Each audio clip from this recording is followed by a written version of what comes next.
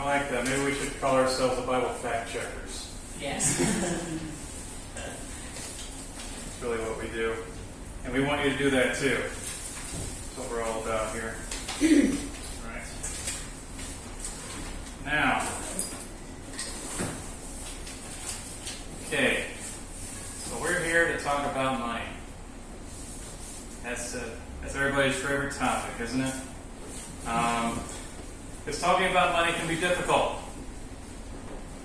Because you often have situations where somebody needs money, or they say they need money. Somebody else might have money, and there's a tension there, right? Especially if you don't know the person, because things happen, right? You get people that are not ideal people, and sometimes people are lazy, right? So maybe they're asking you for money, so you don't have to do anything, right?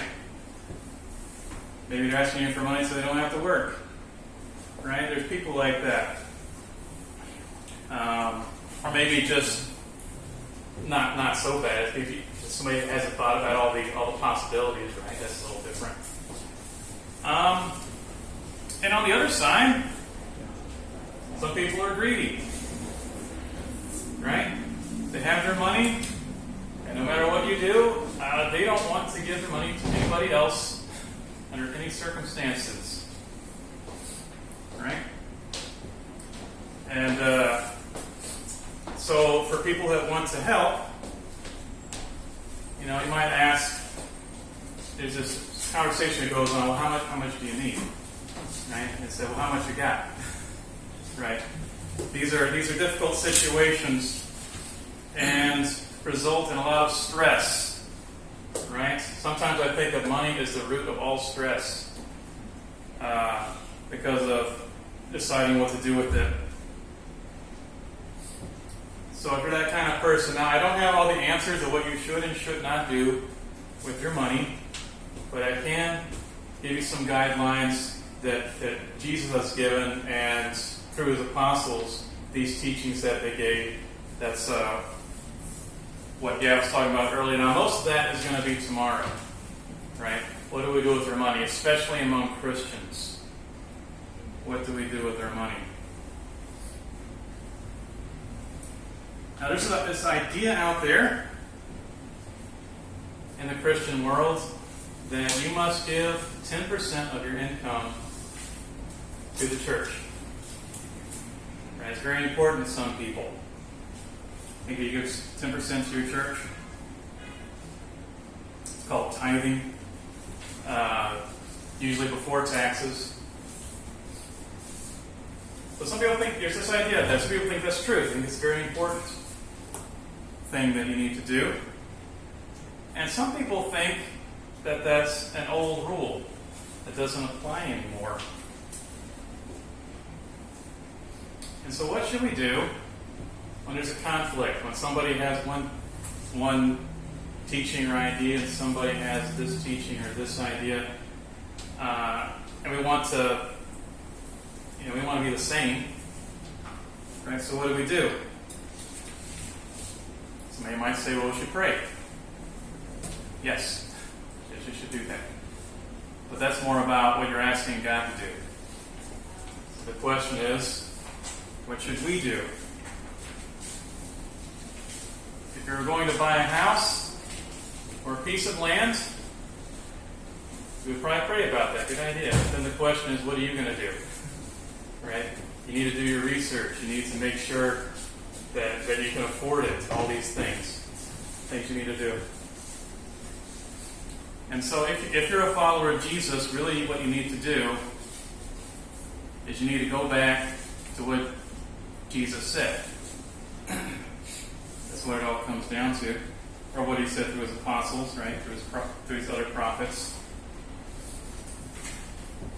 And so today, this is what we're going to talk about today. We're going to talk about this idea of tithing.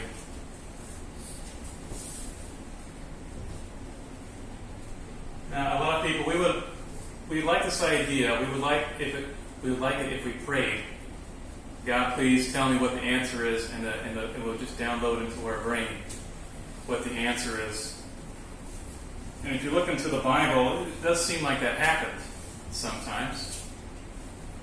But you know, when God takes the time to make a book,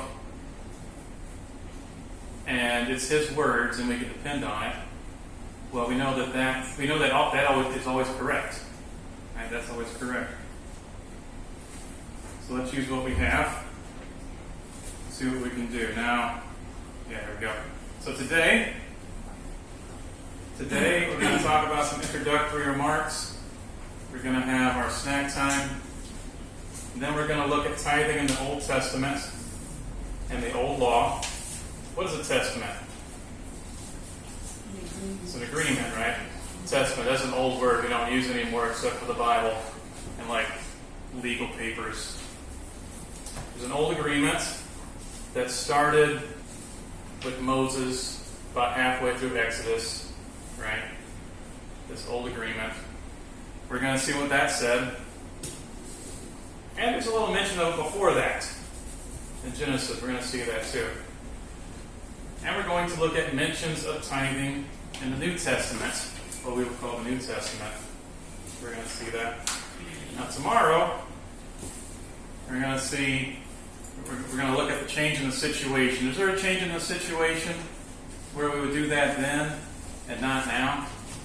I don't think anybody is arguing that it never existed. The question is has things changed? Have things changed so that we don't do it anymore? And then finally, maybe the most important part of this whole seminar, just in general, what are we supposed to do as a church with our money? What's the purpose of all this collections that we hear about in the Bible? And then after that, we'll sum it all up and we'll have an open forum. Last topic tomorrow, so we can answer questions, written questions. Because one of the things you're supposed to do in the back of your notes, we have a list of verses, and we'll be looking at them today. But we want you to look at them and fact check us, right? Make sure we got the right context, make sure we're looking at it correctly. And if you have questions or concerns, right, write them down on a piece of paper. We'll talk about it. Okay. All right, so money. In today's world, you have to have money. There's no way around it. Or you have to know somebody that has money. One of the two. You got to have access to money somehow, some way. Because money costs food. What's wrong with me? Food costs money.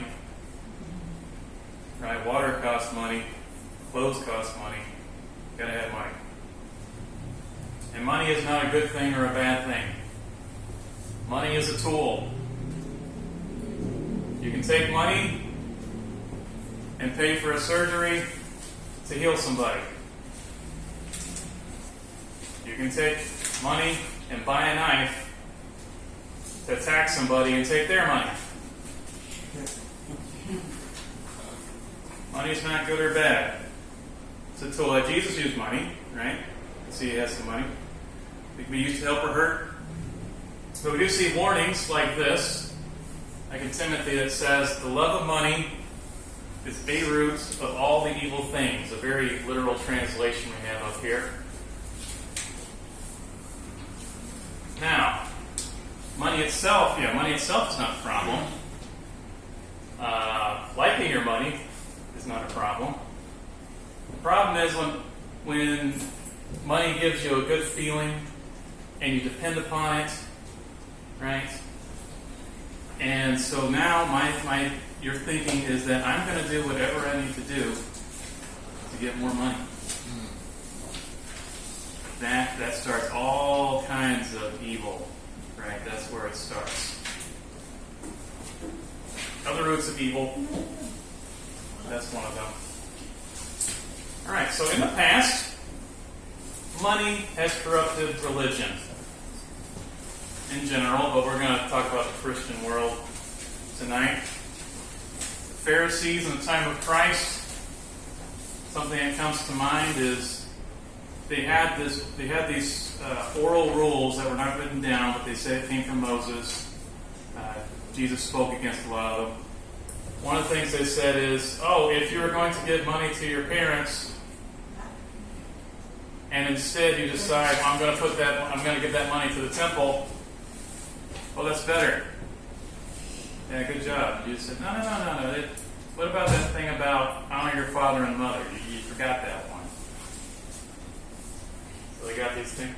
And there was something about, in the Old Testament, about every 70 years, all debts were forgiven.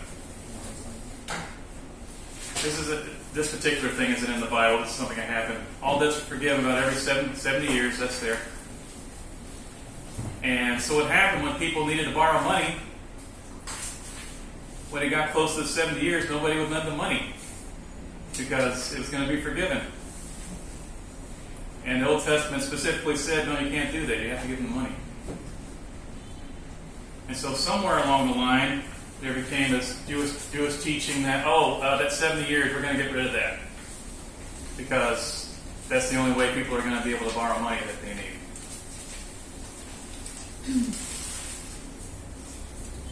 You might remember an episode about Jesus cleansing the temple.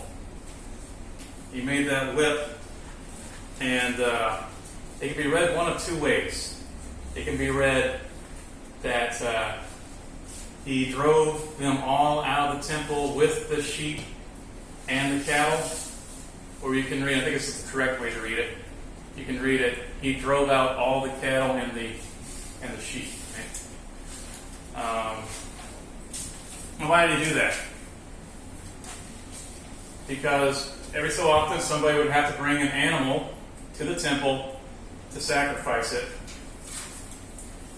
But it's supposed to be an animal without blemish. So you get some guy there who's looking at the animal. He's looking for anything that he can find that's wrong on this sheep or ram or whatever it is. Right? You're going to find something. Oh, this white sheep has one black hair. I don't know what to do. You're going to find something. And say, this has a blemish. That's not an acceptable sacrifice to God. There's something wrong with that. But I tell you what, we got all these acceptable animals over here. You can buy one. The guy says, okay, how much is your animal there? Oh, it's 20 temple dollars. Okay, how much is a temple dollar? Right? And you have money changers in there, and they can set whatever exchange rate they want. Right? So you get their temple dollars, so you can buy this animal. It's a scam. It was a big scam, right, going on. And so Jesus came in there, and the money changers, right? He flipped over the tables, and he drove out the animals, right, in his position as a prophet. And he said, "You're making this a place for robbers." Right? Religious world powers of the past few centuries, I'm sure you can think of some of this. It probably started something like this. It said, I bet we could spread a religion around the world more. I bet we could make more people join our religion. And then somebody thought, hey, we can make some money when we're doing this. Yeah. And then it becomes, I bet if we do whatever, if we can make more money. I can't talk right. We can make more money if we turn these people into slaves. Right? Those kind of things have happened. And today, religion is corrupted by money. Right? Usually not people holding a knife to you or a sword or something like that. That's usually not what happened. These people in Christianity today are corrupted by money. These are more subtle people. These people do not care one moment about the Bible or Jesus or God. These are very subtle people saying anything that they need to do to encourage you to give them money. They want your money in their pocket. What kind of person would you say that is? We got a name for that. It's a con man. Right? using the Bible to get money. Right? So these kind of people, right, they convince people to give money. Right? How do they do this? They can use guilt. It's like, Jesus is not going to be happy with you if you don't give. Right? You need to give to your church as much as you can. Right? And by church they mean them. Right? You need to give to your church as much as you can. Oh, you're robbing God if you don't give the money. Right? The list goes on and on. They misrepresent God's word, whatever they can do to make you feel more guilt. They might use another route. They might say, if you give money to the church, if you give money to the church, then God will greatly bless you financially. Right? It's like, oh, that sounds good. Let's give money. And so that's not new. That's not a new thing that happens. We already saw the thing with some of the Jews. I'm going to go over here to Philippians. What is wrong with my mouth today? I'm going to go over here to Philippians.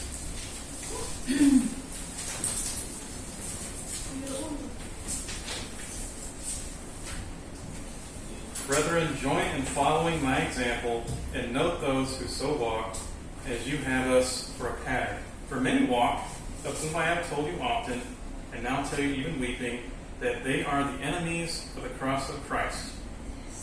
So who are these people?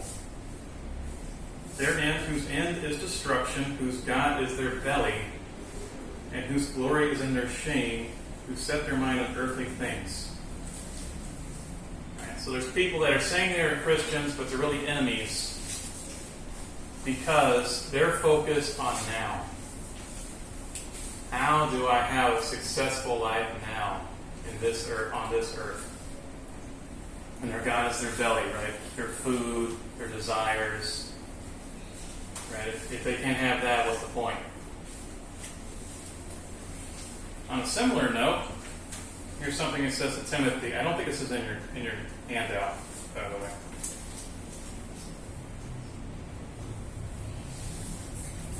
Okay, I'll get to see how good I am at flipping today.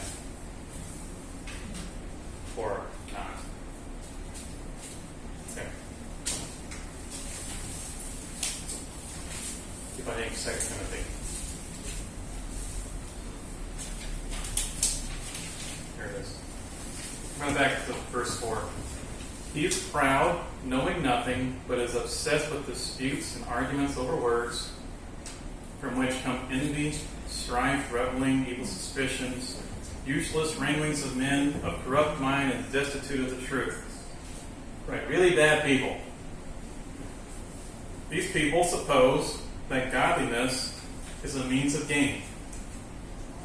They suppose that godliness or loyalty to God is a way to get them more stuff. All right, this religion that I'm in should get me all kinds of stuff. From such withdraw yourself. Now, godliness with contentment is great gain. And so, here's what Paul says. If you've got this godliness, loyalty to God, and you're content, that is great gain. That's really good. Right? There's people that don't think that. They think that if you got God, then they should have all this gain.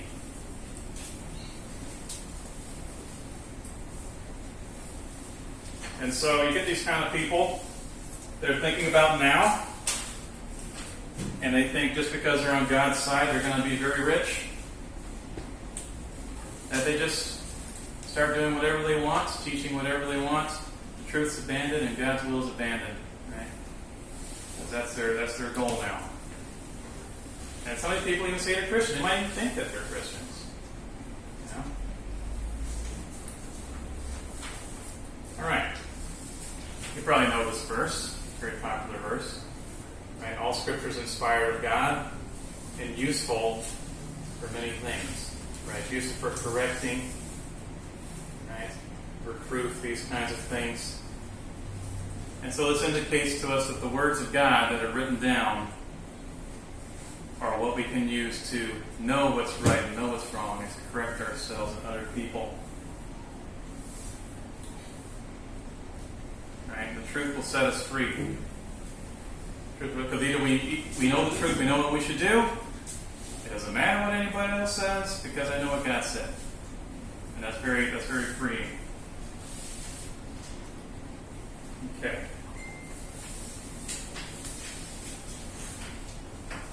First Corinthians. Now there's a problem in Corinthians, in Corinth, I should say. Where there's people that are arguing.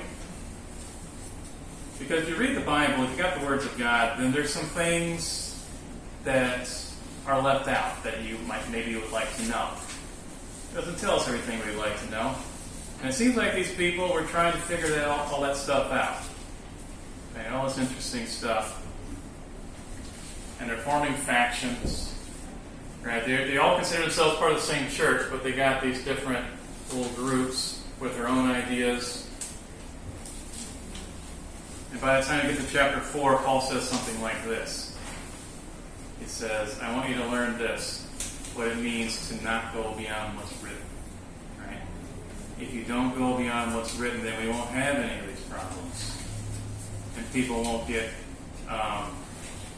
these big heads, right, trying to figure all this stuff out. Which actually would indicate when 1 Corinthians was written, right? That indicates to me that there's got to be enough already written that you can know what you're supposed to do. Right? You got enough already. Paul says that's all you need. Just follow that. Don't do any more. Don't say any more. Don't argue about it. Okay. Let me read this one.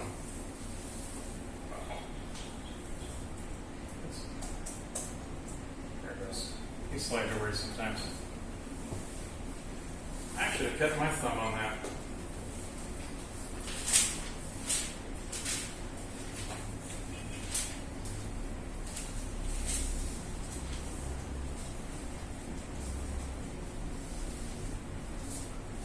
Here we go. So some of the problem with Timothy, that Timothy is facing or will face, is that people are not going to teach the correct things anymore. So Paul says, remind them of these things, charging them before the Lord not to strive about words to no profit, to the ruin of the hearers. Be diligent to present yourself approved to God, a worker who does not need to be ashamed, rightly dividing the word of truth. So there's going to be people now not doing what they're supposed to do, not teaching what they're supposed to teach. You do what you're supposed to do. You do what you're supposed to teach. And one of the things he says is you need to divide, or you need to understand, you need to use the Word of God correctly. In another place he says, do all the teaching that you can now, because later people aren't going to listen. This is a skill that we need to have. We need to be able to understand the Bible correctly. And a lot of it has to do with context. Now, as we go through later on, just a few moments, as we go through the verses that talk about tithing, different people will look at these same verses and they'll come to different conclusions. All right, so a lot of it's going to come down to context. We have to look at it, try to figure out what the right context is, and to understand what it says. Right? Not to put our own ideas on it, not to put our own interpretations on it. Say, I think it means this, so we should all do this. Understand. Now, this is part of Bible study, right? When you see something happening in the Bible, maybe the instructions God gives, you always have to step back a moment and say, is that for me? Right? And the big one now that I think everybody agrees to is there's these animal sacrifices in the Old Testament, and everybody understands that we don't need to do that anymore because we got Jesus as the ultimate sacrifice. Right? So there's all those commands about sacrifices for chapters and chapters. We need to do that anymore. So, and a lot of things are like that, right? Take a moment, see if this applies to you.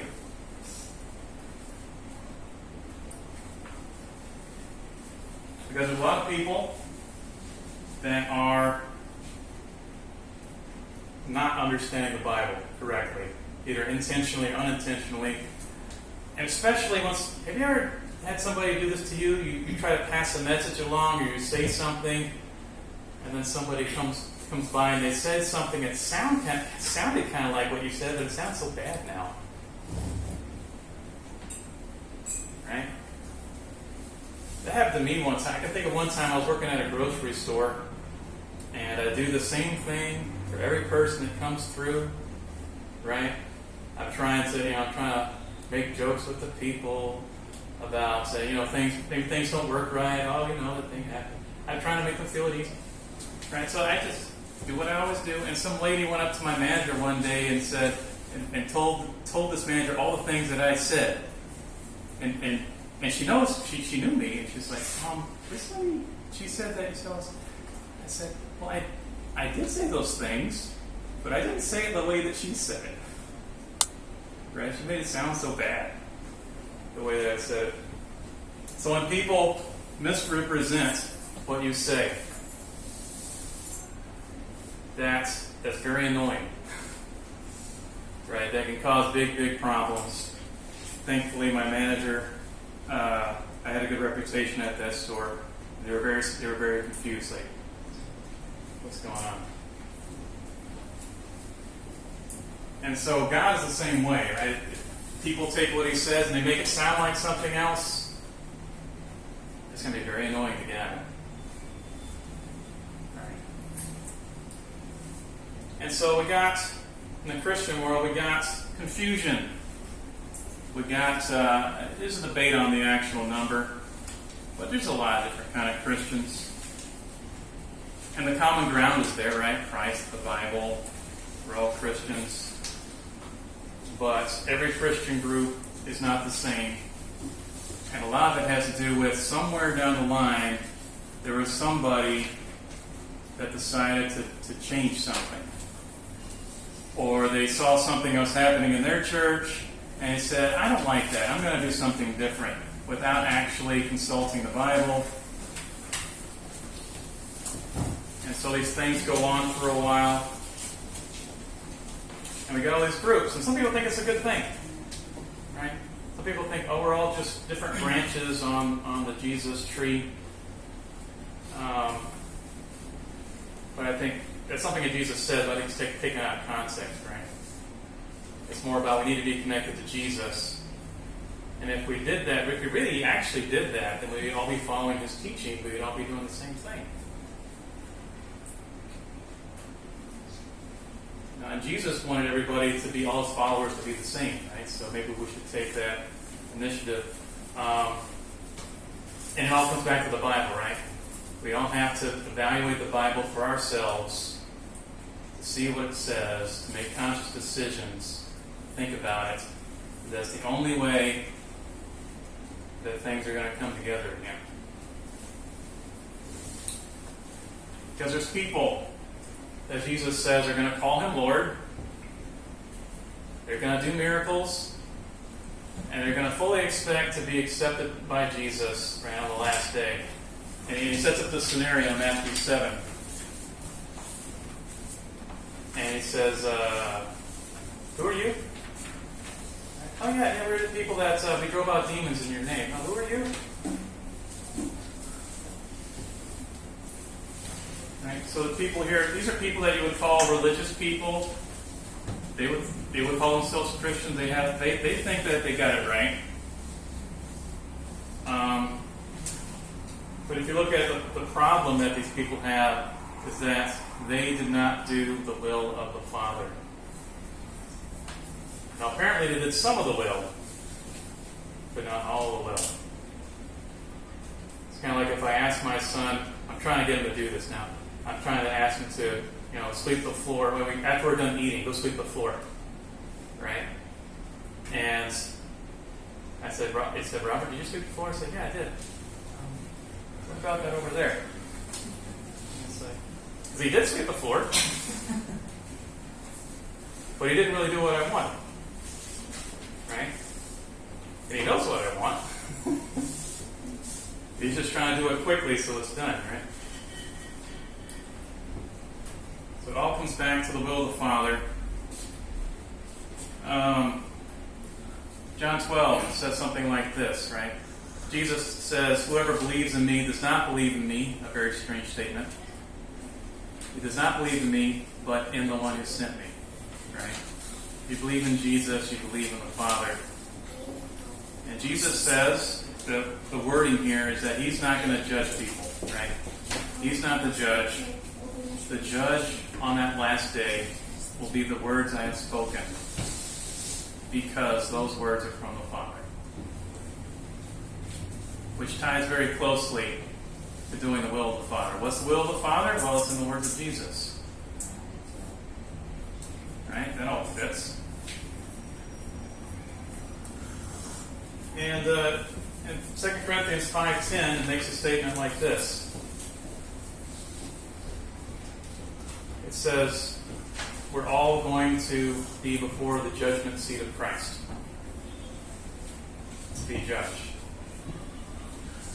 And I read something like that, and it's like, do you want to be in the situation where you're trying to figure something out, what you should or shouldn't do, and so you ask somebody, and they say, it's like this, right?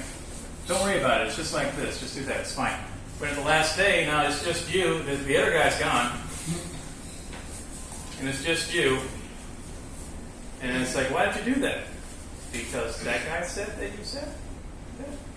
Yeah. I mean, maybe they're right, but maybe they're wrong. How would you ever know? How would you ever know?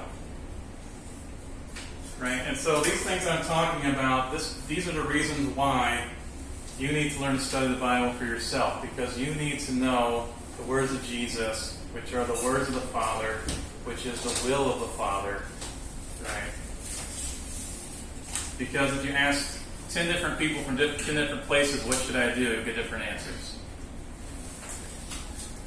So who are you going to trust? You got to go to the source. Right? So you're going to have to make your own explanations on that last day, based on what the Father said. So it'll be really good if you know what He said.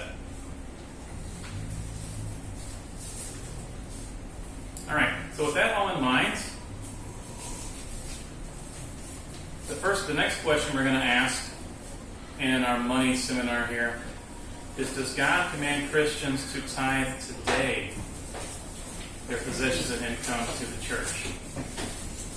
All right, so we're going to go look at the verses. We're going to see what we can see. And we're going to see a little bit of what Jesus says about tithing. First, we're going to talk about before the law of Moses, before Exodus 20. Before we get to the law, the Old Testament, as we would call it, we have two instances of tithing. This is the first one. Now, what happened was that there were some kings, and they had a war, they had a battle, and as part of that, this guy named Lot got captured and taken away. Now, who was Lot? Lot is Abraham's nephew. Right? So what happened next is Abraham got a bunch of his guys together, said, go get Lot back. And I think they got some other stuff out of it too. Right? So Abraham wins this battle with these guys. And then this happens. Then after his return from the defeat of that guy, and the kings who were with him, the king of Sodom went out to meet him at the valley of Sheba.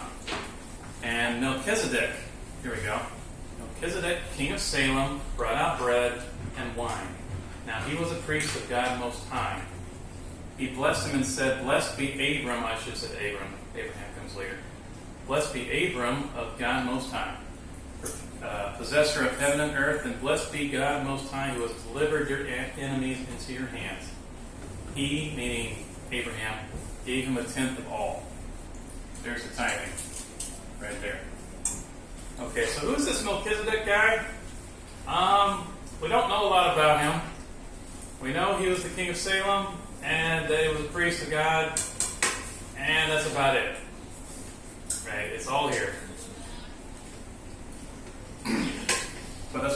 there's like this one time, seems like a one-time thing. Abraham decided to give him a tenth of this stuff. He was very rich now. And give it to this guy. Okay? Much more to say there. Happens again here. A guy named Israel or Jacob. God appears to him at this place. I think it's called Luz at the time. And he calls it Bethel, or House of God. This is one of the things he does. He says, this stone, which I have set up as a pillar, will be God's house, or Bethel.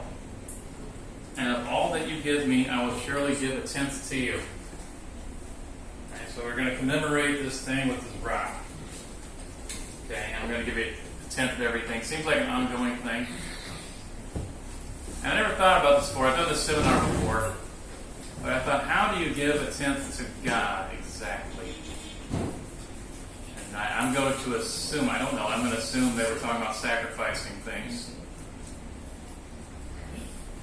So there it is. This guy, Jacob, decided to tithe. Okay. Melchizedek got a tithe. All right. That's the only thing before the law of Moses. Now we get to the law of Moses. We have laws about tithing. But in this passage, we're not going to get to it for a moment. Why? Because this is wrapped up in a bigger topic. This is wrapped up in priest and high priest, Aaron being the high priest. So it starts with this. Then the Lord spoke to Aaron, now behold, I myself have given you charge of my offerings, even all the holy gifts of the son of Israel. I have given them to you as a portion to your sons and as a perpetual allotment. This shall be yours from the most holy gifts reserved from the fire. Every offering of theirs, even every grain offering, and every sin offering, and every guilt offering, which they shall render to me, shall be most holy for you and your sons. Now what's going on here? Now, people are going to have to bring their sacrifices. The one we probably remember the most is the one they do once a year, where everything's burned up, because that pictures Christ the most. But there's all kinds of offerings that they can give. They can just give an offering because they feel like it, a goodwill offering, all kinds of offerings they can give. And the priest, in most cases, get to keep some of that. They sacrifice some of it, they burn some of it up, and they get to eat the rest of it. Okay? So the priest can eat their offerings after they do what they need to with it. You shall eat it. Every male shall eat it. It shall be holy to you. This is also yours, the offering of their gifts, even all the wave offerings of the son of Israel. Right. Some offerings were to be a wave offering. You didn't even burn anything up. You just took what you were offering, you waved it in front of the altar, and you get to keep that. You can eat that now if you're a priest. I've given them to you and your sons and daughters with you as a perpetual allotment. Everyone in your household who is clean may eat it. Okay, they get more stuff. All the best of the fresh oil and all the best of the fresh wine of the grain, the first fruits of those which they give to the Lord, I give them to you. The first ripe fruits of all that is in their land, which they bring to the Lord, shall be yours. Every one of your household who is clean may eat it. All right, so what's happening? When you have crops, you're growing stuff, whatever comes out first, you go and you give that to the priests, the Levites. Okay? There's more. Every devoted thing in Israel shall be yours. The first issue or the firstborn of all flesh, whether man or animal, which they offer to the Lord, shall be yours. Nevertheless, the firstborn of man you shall surely redeem. The firstborn of unclean animals you shall redeem. Okay? Firstborn animals. Right? You give those to the priest too. Right? Kind of like the first fruits, but a little different. And they can eat it. Guess what? They can't eat an unclean animal, like a camel. Can't eat that. So they got to do something else. They don't keep the people. They do something else. here's what they do. They change it for money. Right? Got a redemption price. From a month old you shall redeem them by your valuation 5 shekels in silver, according to the shekel of the sanctuary. Right? So 5 shekels of silver. Right? If you can't eat it, give the money. But the firstborn of an ox, or the firstborn of a sheep, or the firstborn of a goat that you can eat, you shall not redeem. They are holy. You shall sprinkle their blood on the altar, and shall offer up their fat and smoke as an offering for fire, soothing aroma to the Lord. Okay. Their meat shall be yours. It shall be yours like the breast of the wave offering, and like the right thigh. All the offerings of the holy gifts which the sons of Israel offer to the Lord, I have given to you, your sons and your daughters, as a perpetual vow. It is an everlasting covenant of salt before the Lord to you and your descendants with you. All right. So what do they got? They got the offerings. They can eat it once they've done what they need to with it. Usually they get the first fruits. They get the firstborn animals, unless you can't actually eat the animal. Then they get the money. Now, why is this all happening? This is all happening because the Levites have no land. Out of all the tribes of Israel, the Levites have no land. They have some towns, but they don't have land like everybody else. Right? You shall have no inheritance in their land, nor own any portion among them. I am your portion and your inheritance among the sons of Israel. God was their inheritance. They were the priests. Nobody else could be the priest. Right? They got a special deal going on. They get all this food. But there's more food. To the sons of Levi, behold, I have given all the tithe in Israel for an inheritance. There's the tithe. In return for their service which they perform, the service of the tent of meeting. The sons of Israel shall not come near the tent of meeting again, or they will bear sin and die. Only the Levites shall perform the service of the tent of meeting, and they shall bear their iniquity. They can only be the priests. They can only be the only ones assisting the priest. Right? It shall be a perpetual statute throughout your generations, and among the sons of Israel they shall have no inheritance. Right? For the tithe of the sons of Israel, which they offer as an offering to the Lord, I have given it to the Levites for inheritance. Therefore I have said concerning them, they shall have no inheritance among the sons of Israel. Then the Lord spoke to Moses, saying, Moreover, you shall speak to the Levites, and say to them, when you take from the sons of Israel the tithe, when you get your tithe, which I have given you for your inheritance, then you Levites shall present an offering from it to the Lord, a tithe of a tithe. Okay, who gets that? Aaron, the high priest, gets that. That's very strange, right? So the priests all get a tithe, the Levites get a tithe, and then they have their own tithe. So the high priest gets like 1% of all this. Right? But they can't just eat it. Verse 28. So you shall also present an offering to the Lord from your tithes, which you received the sons of Israel, and from it you shall give the Lord's offering to Aaron the priest, the high priest. Out of all your gifts you shall present every offering due to the Lord, from all the best of them, the sacred part from them. You shall say to them, when you have offered it from the best of it, then the rest shall be reckoned to the Levites as a product for the threshing floor and that stuff, right? Right? Give the good stuff. You may eat it anywhere. I'm going to pause on that for a minute because this is not money. This tithe we're talking about is not money. You may eat it anywhere, you and your households. It is your compensation in return for your service in the tent of meeting. You will bear no sin by reason of it when you have offered the best of it, but you shall not profane the sacred gifts of the sons of Israel, or you will die. Right? This is special. You've got to handle it the right way. All right. That's going to be the hardest thing we're going to read tonight, I think. But here's the main idea. This is the tithe. The first thing we've heard about any commandment about a tithe is here. And this is to support the Levites, from which the priests come, and from which the high priests come. Right? They have no lands. They can't really do this by themselves. And it's not the only thing, right? They have all these sources of food that they can eat. Right? We talked that was leading up to it. All these sources of things that they can eat. Right?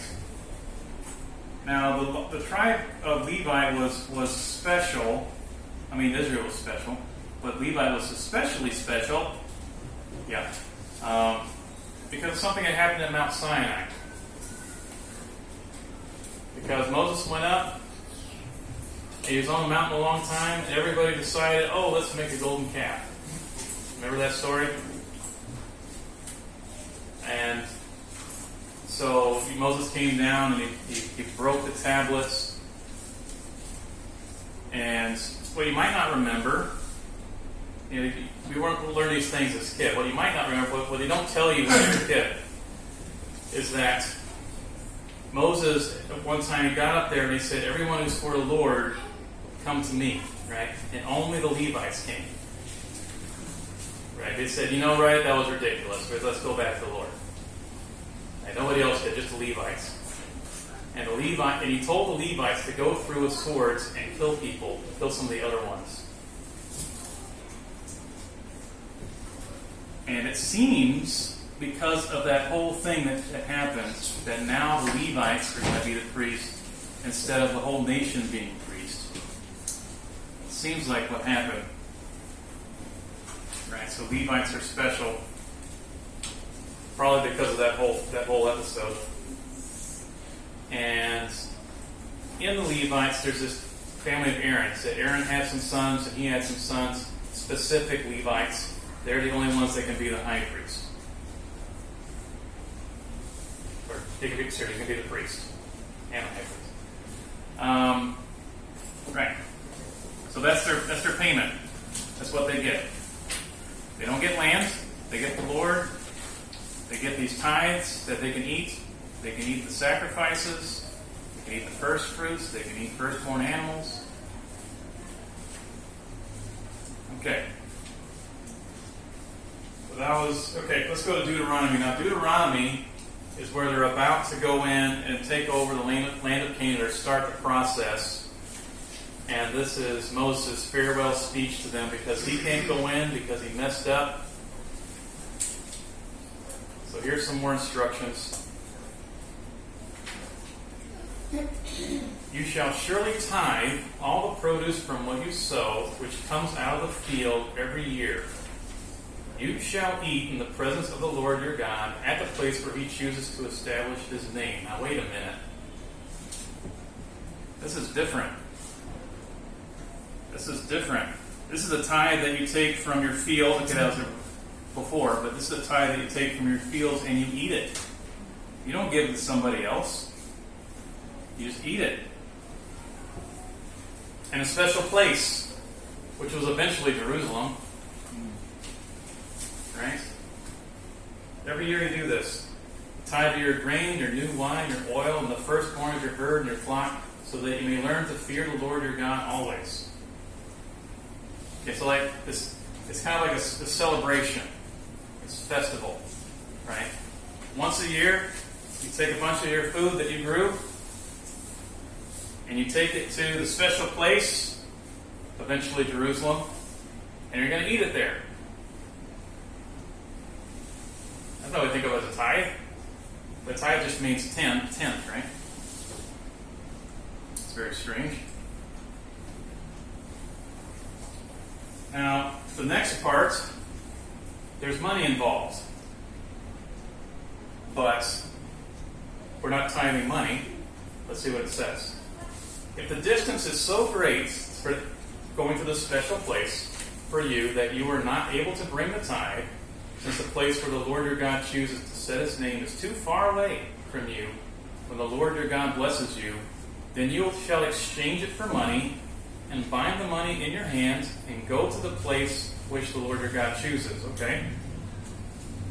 You may spend the money for whatever your heart desires. Right? Oxen, sheep, wine, all this stuff. There you shall eat in the presence of your Lord God. Rejoice, you and your household. Also, you shall not neglect the Levite who is in your town, for he has no portion or inheritance among you. Okay, so there is money, but the money is just a convenience, right? Because you're supposed to take your food that you grew and go eat it in Jerusalem, let's say. But maybe it's far, far away, right? So instead, let's turn that into money, and then we're going to go to Jerusalem, and we're going to spend the money on food, and we're going to eat it there, right? So it's still food. It's just we're using money because we can't carry the food that far. Okay. It's time to be brought to a place where God will show a different tithe. Right? The money is there, but only tangentially as a convenience. Okay? Oh, by the way, don't forget the Levites in your town, right? They can have some of that. Let them have some. They're still involved. Okay. Would you believe there's another tithe? I think a lot of people know this. At the end of every third year, you shall bring out all the tithe of your produce in that year and shall deposit it in your town. The Levite, because he has no portion or inheritance among you, and the alien, the foreigner, the orphan, and the widow who are in your town, shall come and eat and be satisfied, in order that the Lord your God may bless you in all work to him which you do. A different purpose, right? Well, we had going directly to the Levites. We had just some kind of festival thing. We're going to go eat it. And we have this that's basically for poor people. Right? Now, is that like every third year instead of doing that second time you do this? Or is it an extra one? I don't know. But it's different. And it's only food. Right? Help poor people that can't help themselves, like the orphans and widows. There's 3 tithes in the Old Testament. Did you know that? Commanded? Every 3 years, bring up the tithe and store it in towns. The Levites can use that. They're still there. They can use that. Travelers, orphans, widows can use that. Okay? What happened there? Something went wrong. Okay. Now, since we're talking about money, we have been talking about money a whole lot in the tithes that we've seen. Here's where some money can come in. Right? Because the animals are a random selection, but maybe you want that animal back. All right, let's see what it says. Thus, all the tithe of the land, the seed of the land or the fruit of the tree is the Lord's. It is holy to the Lord. If, therefore, a man wishes to redeem part of this tithe, he wants to get some of that back, he shall add to it 1/5. For every 10th part of herd or flock, whatever passes under the rod, the 10th one shall be holy to the Lord. He is not to be concerned whether it is good or bad, nor shall he exchange it. Or if he does exchange it, then both it and its substitute shall become holy. It shall not be redeemed. Okay. So the guys, you got a stick, right? And here's your animals here, your sheep or whatever. You go 1, 2, 3, 4, 5 to 10. There we go. 1, 2, 3, 4, 10. Right? Random selection. It's not like with these sacrifices where you have to have the very best. Right? It's just random. But you know, the guy that has the sheep, you might say, that sheep right there, I need that sheep. I want that back. Can I get that back? And the answer is yes, you can get that back. You take the price of the sheep, you add some extra to it, and you can get it back. Okay? So these tithes that you're giving, you can get some back. You can buy it back with a service fee of 20%. Okay? And alright. I think that thing is wrong. Anyway. Service fee of 20%. And so again, the money is there. But it's a choice that somebody makes, right? Do I want to give this tithe or do I need this?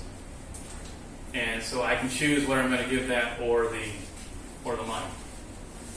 Right? Again, tangential, kind of a side note to what's going on. My slides are going really crazy here.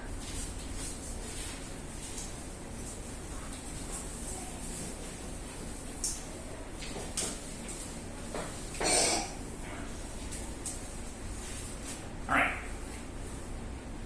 Now, for the people that believe that the tithe, there's a Christian tithe in effect today, Malachi is a very important verse. Right, it says, "Will a man rob God? Yet you are robbing me.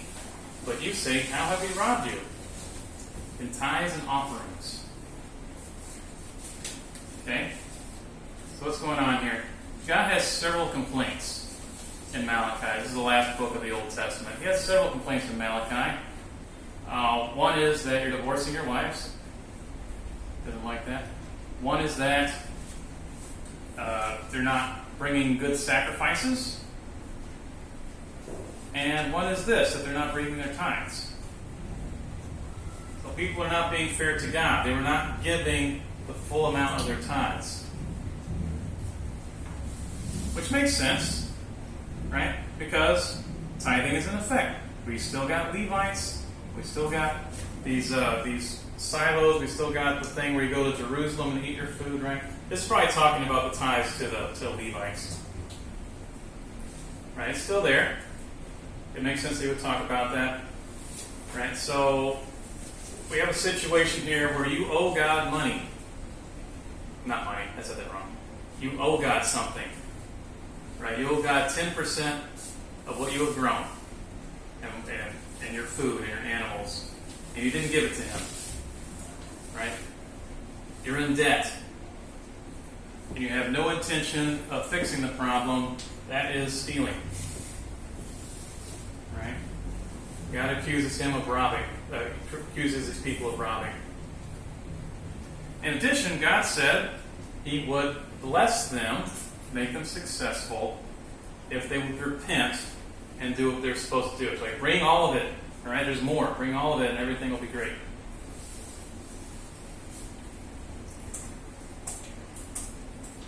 Okay. All right. So tithing.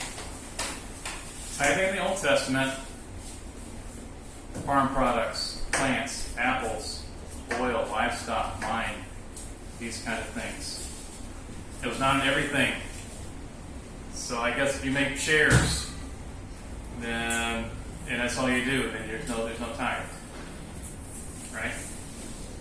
The big tithe, the first one we had, was for the Levites, for the priests, because they don't have any land.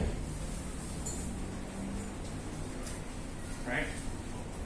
And there were other tithes too. We had the tithe for the priests, we had the one where you get to eat it, and for poor people every 3 years, right? Although the Levites can always take some of that. And if you look at it, a lot of it was to depend on the Lord, right? The Lord said to these Jews in the Old Testament, if you do these things, you're going to be very prosperous, right? So give me your tithe and everything will be great. Okay, we're not done. I just have something else I've got to click over on.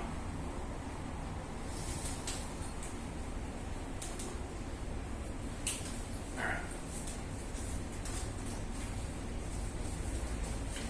That's Old Testament. Now, especially that first passage was a little difficult to get through. But I think we've touched everything that it says about it. Okay, so let's look at tithing in the New Testament, which is what we're mostly concerned about. All right, but let's talk about this first. I'm going to put this all up here. My slides are really bizarre. What's going on here?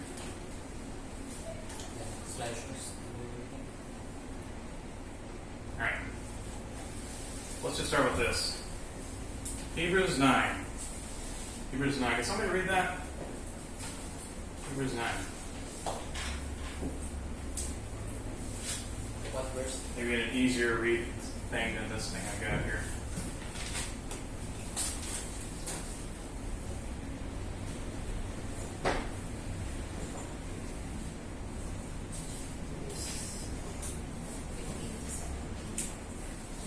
Starting with 15. Hebrews chapter 9, verse 15. Therefore he is the mediator of the new covenant, so that those who are called may receive the promised eternal inheritance, since a death has occurred that redeems them from the transgressions committed under the first covenant. For where a will is involved, the death of the one who made it must be established. For a will takes effect only at death, since it is not in force as long as one who made it is alive. Therefore, We're good? Okay. Now, the writer of Hebrews pictures somebody with a will, which is the same word as testament, really. A will. And it says if somebody's got a will and they're gonna all their money and their possessions are gonna go to their children or something, that doesn't go into effect until that person dies. It said it's like that with Jesus. This will, this testament, this covenant agreement, all basically the same thing. It doesn't go into effect until somebody dies, right? It didn't go into effect until Jesus died. So that means, well, when did Jesus teach? When was Jesus on the earth teaching? Before he died. When does the new agreement start? After he dies. Now, that's very strange to us because if you open your Bible, at the beginning of Matthew, you'll have a page there that says New Testament, New Agreement. And it's like, well, kind of, but that doesn't really start until later. Right? These are the books leading up to the New Testament. Right? So we got to have a death. And, Jesus ascended. And we don't even get like the Holy Spirit on the church until after he's ascended, right?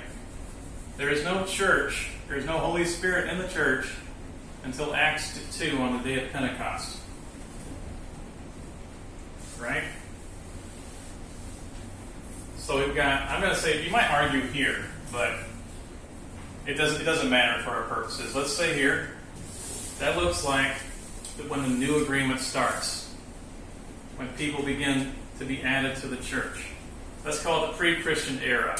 Let's not use New Testament, that's confusing. Let's say the pre-Christian era is over here, right? So before that, we've got the Jews as God's chosen people. We've got the law, we've got these Levitical priests, we've got these Aaronic high priests, we've got the animal sacrifices, we've got tithing, we've got Sabbath, we've got, Day of Pentecost even. All these things are there in the Old Testament. Lots and lots, not just those 10 Commandments, right? There's like 600 of them, if you keep reading. Okay.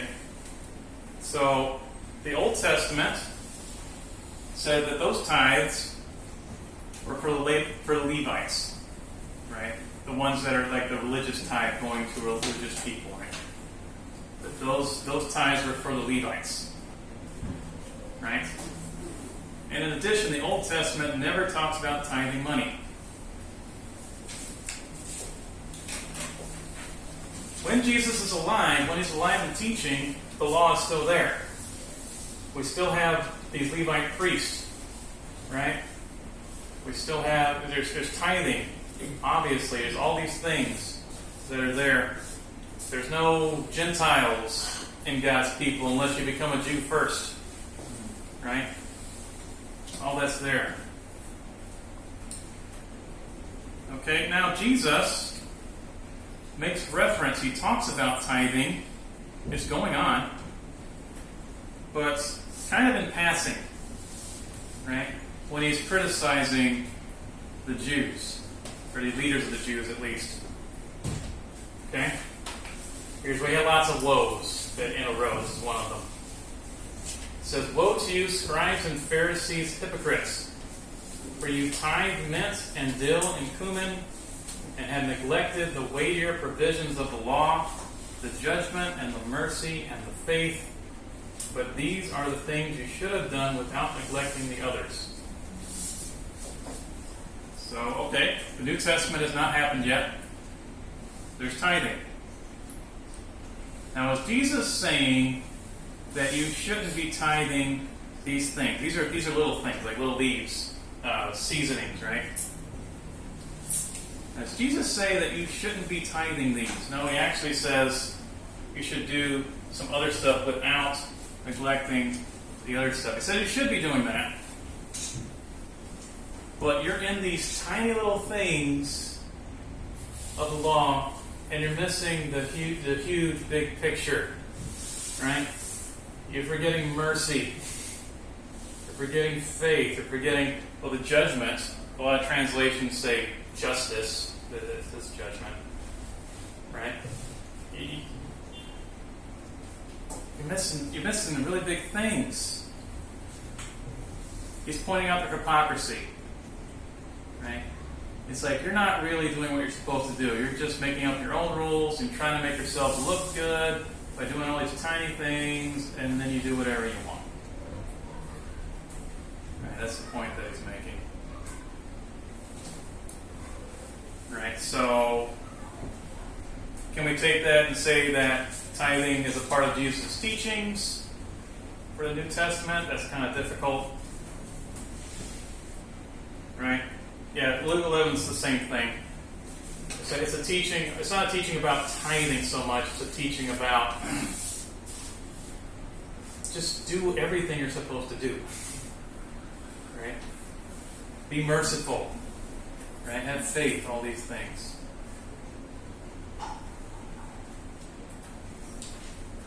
Okay. This is a parable. He specifically says it's a parable. And tithing is mentioned. Now what happens? Two people go to pray. One is a Pharisee, which most people would look at and say that's a really good religious fellow, right? And the other guy is a tax collector, which most Jews would look at and hate, right? Because they're working for the government that's against us, they're traitors, and generally they overtax you and keep the extra, right? So you got the Pharisee that people will say, oh yeah, that's a good guy, and the tax collector, And the Pharisee goes in, and he basically prays to God, and he basically says how great he is. Thank you for making me so great, right? And all the things that he does. And one of the things he mentions is, I tithe a tenth. See, I tithe everything that I get, right? Amongst a list of a whole lot of other things. Okay, and the tax collector, right, he's a guy that says, look on me, a sinner, right? Have mercy on me. And the point of this parable was, right, that you need to be humble before God, right? You need to be thankful before God. Those kinds of things. And so this is not a teaching about tithing either. This is a Jew in the time of Jesus. He's tithing. Right?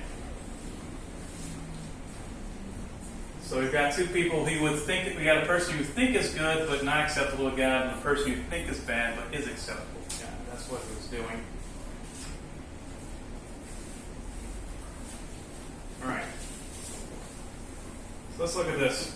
When you get to, let's call it the Christian era, after the death of Christ, then any person can be God's chosen people, right? You don't have to become a Jew to do that. And that was a big debate, actually, among the Jews, because there was a Gentile guy that's not a Jew. He was converted, and the Jews got together and said, can he do that? Right? And they said, yeah. The conclusion was, yeah, they can do that. We don't have this law. We don't have the priesthood, right? We don't have these sacrifices, right? All these things. Sabbath we can do another day. We've got tithing. And so there's this change from one to the other. And now you have to ask yourself, well, what are my instructions now? I'm not the Jew. I'm getting into this new agreement. What are my instructions? In Christianity, there's no more nation of Israel with their lands, Levitical priesthood, all these things. You know, in this day and age, the Jews don't even know who the priests are. They've lost those records. Right? There's no Levites to support if you're a Christian. Right? And Peter says something like this. He says, we're all being built up into a living priesthood. Right? And so you read Peter and you realize that if you're a Christian, you are a priest. Right? So even if we were to say, okay, let's take a tithe and give it to the priest, we're all priests. It doesn't answer the question.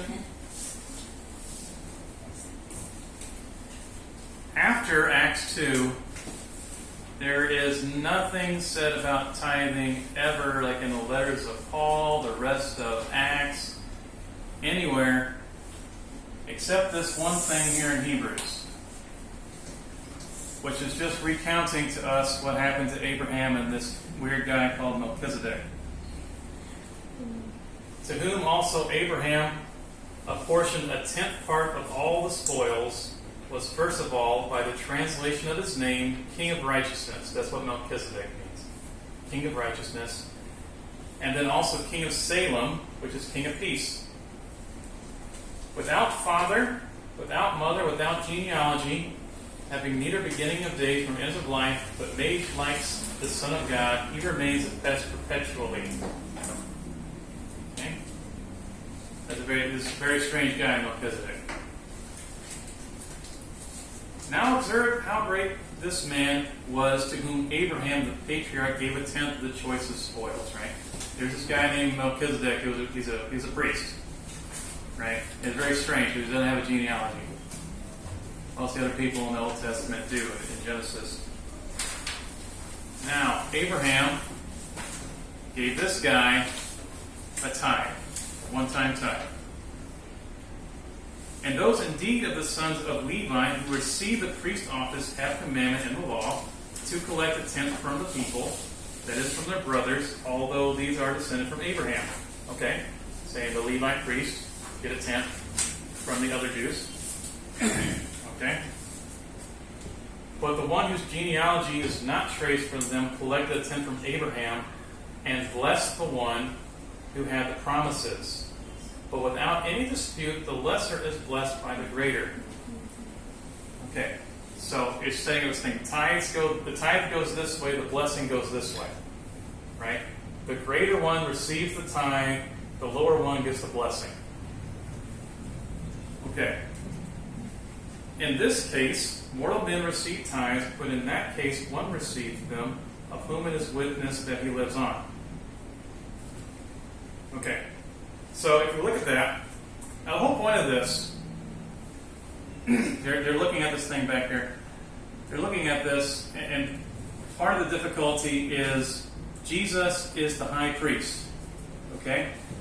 But Jesus is not a Levite. So how can Jesus be a priest? That's the question. And so, well, there's this guy Melchizedek, right? That he has a higher priesthood than the Levites, right? Because figuratively, I think I'm missing a page here. Figuratively, the Levites were inside of Abraham when he gave that tithe, right? So the Levites and Abraham are lower than Melchizedek has the higher priesthood. And so the argument is, well, Jesus is a priest like Melchizedek, right? There was already a guy like that, right? So his priesthood is valid.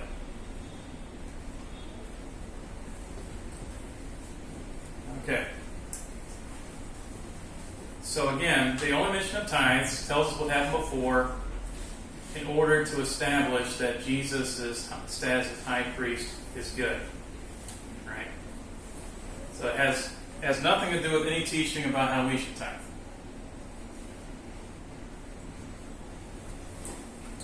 It's a higher. He's got the highest possible priesthood. This Jesus, not a Levite. That's what I'm talking. Okay. I'm a freshman, huh? Let's look.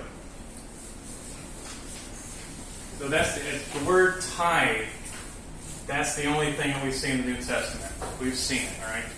Now tomorrow, we'll see some other things as we're going through what to do with money. We're going to see a few other things that people look at and they say that is, it doesn't say tithing, but it is tithing. And we're going to see that it's not. Okay, but what can we say today? The Bible message came from God. Yes. Somebody tells you something different, it is incorrect. That's how you know. Any topic we discuss must be studied in context, which is what we're trying to do here now. Everything must be fact-checked by you to make sure it's correct. We only have the authority to teach what God says, not what we want, not our interpretations. Now we saw that tithing was done before the law, before the Old Testament, before the First Testament, right? Voluntarily. We see a tithe to support the Levites and other things to support the Levites. We see a tithe of the celebration.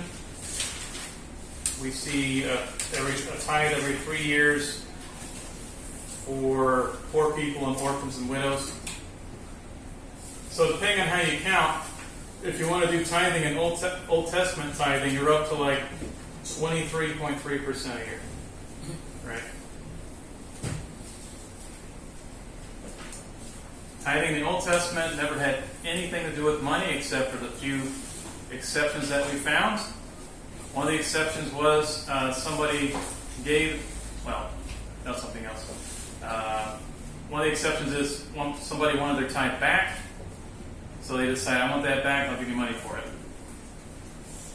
And the other one was not even the tithe for the Levite, right? Just saying, I have to move this food from here to here. I can't do that. Let me just sell it and buy food over here in Jerusalem. Right? So money, in all this thing about tithing, money is only there in a very, very small way. As a convenience. Okay? Levite people. Right? So this is a compulsory thing. Right? You must give 10% of your crops and animals to the Levites so that they can survive.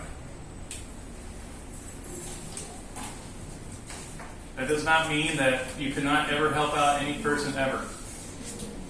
Right? People were collecting alms. This old agreement was enforced. We still have the law when Jesus is alive. We cannot get to the New Testament until there's a death. Right? That's where the transition happens. And strangely enough, after that transition happens, there's no mention of tithing at all, except to make a point about the validity of Jesus' position as high priest. So, aside from tithing, what does the New Testament say about giving? It does have things to say about giving. And it's got an example among some churches about giving. And we can see what happened there. We're going to do that tomorrow. We're done for now. Now remember, on the back of your worksheet, we have the verses. We've gone through them all today. We have the verses. Please go look at that. Examine them yourselves. And if you have questions, please write them down. We're going to answer questions at the end of tomorrow, so we can clear up anything. Now, if you send questions, please have it be on topic. Right? Don't send me questions like, where do babies come from? I'm not going to answer those questions. Questions about tithing and giving. All right, thank you everybody for listening.